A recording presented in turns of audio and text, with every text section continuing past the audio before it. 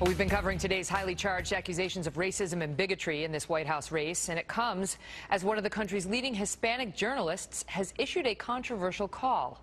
You may remember Jorge Ramos getting national attention after he was forcibly removed from a Trump event exactly 1 year ago today.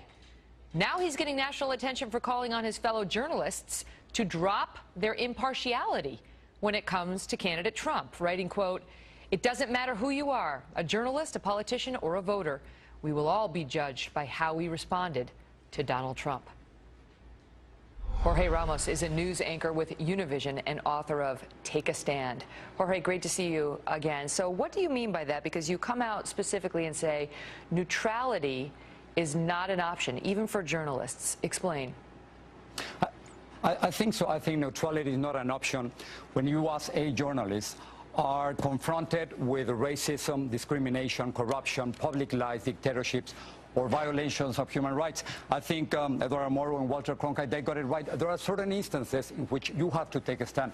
Megyn, for instance, you did it in that first questions, in that first debate, when Donald Trump was confronted with the fact that he had insulted women, and you took a stand. That's exactly what I'm saying. Well, but let me ask you about that, because I didn't. Well, let me ask you about that, Jorge. What I'm saying is that neutrality is not an option. That was not. But that was not me taking a stand. That was me asking a question. I identified an issue and thought it worthy of a question. It wasn't. Here's what Megyn Kelly thinks of you, Donald Trump. Is that what you're advocating? That we as journalists should inject our opinions and say that's racist or that's sexist? No, what I'm saying is that in certain instances that I just mentioned, including racism, sexism, and discrimination, I think we have to take a stand.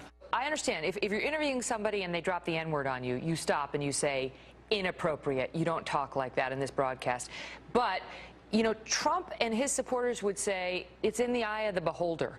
And they think that it's not racist to try to protect our borders and you know, build a wall and deport people who came into the country illegally. You disagree with that. So it is injecting a journalist's opinion when it's not staring you in the face, black and white.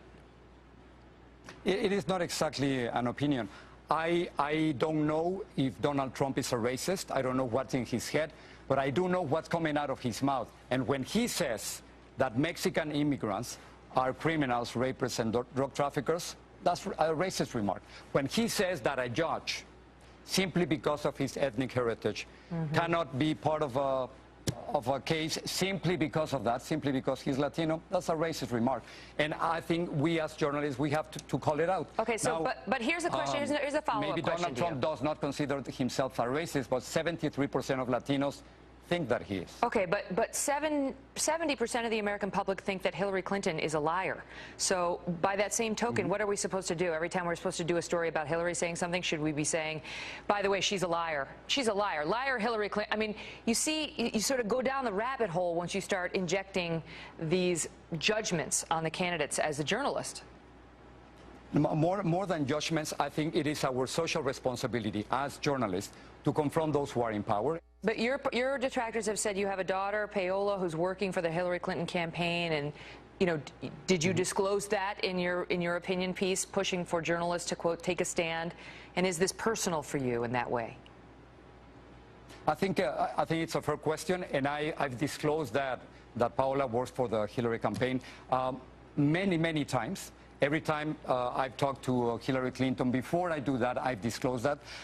It's on Univision webpage. So in other words, that's her decision, and I have absolutely nothing to do with that. Jorge, great to see you. Thank you, Megyn. Joining me now with reaction, host of Fox News Media Buzz.